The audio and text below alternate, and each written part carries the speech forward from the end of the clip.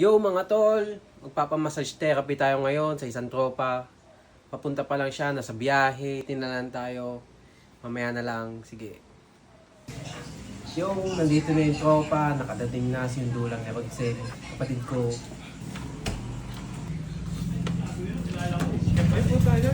Yo! Ano? Kamusta ang biyahe? Okay lang. Ang ginagawa mo tol? Pang bentosa to. Luya na may cotton buds. Kasi sisindihan natin to mamaya. Ilalagay ko sa likod mo para ihigupin niya yung toxic at yung mga lamig mo. Diyan mapupunta. Ngayon, kapag nakalagay na yung baso, unti-unti yung lumalabas sa katawan. So pinag-aralan mo ilang taon, ilang buwan? Ito ko lang isang taon. Kasi dalawa yung alay ko na exam dyan. Massage sa therapeutic massage. Kasi magkaiba yun. Pag sinabing massage lang. Yan yung relaxation lang sa katawan. Pero kapag sinabing therapeutic massage, yan yung tinatawag nating hilot na talaga matatanggal yung mga lamig-lamig natin. Therapeutic, tsaka Massage therapy. Massage kami ka na. Ba't may sasaksak? Iba blood pressure na kita.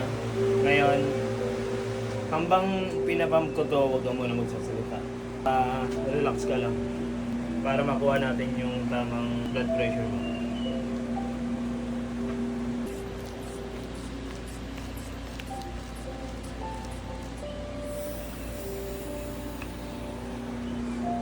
Yung 100/80.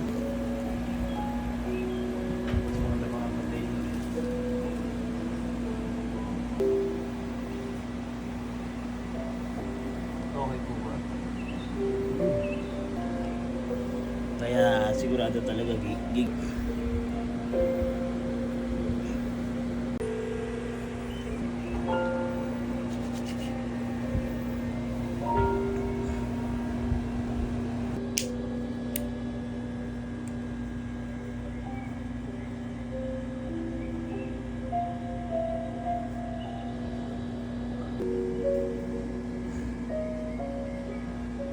Apa na bro? Francis.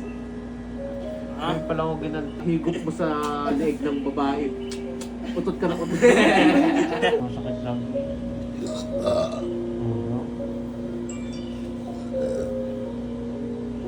Relax mo lang yung katawan mo. Kaya ang lalaki. Pero nang Ilang oras siya? Ilang oras? Ha? Wala na. 24 hours na sarado na. 24 hours yung puta, walang tulugan. Oo, iba yun. saan dito? Kung customers at that, galante pero kung manghihingi ka lang. Hindi ba naman ano sila sila ganito? Sa meeting, syempre usapan ay income. Members only, pasensya, hindi ka welcome. Nasa rich neighborhood ang aming trap house. Meron ng pera, dati alam. Aktibo yung mga aso mo, akala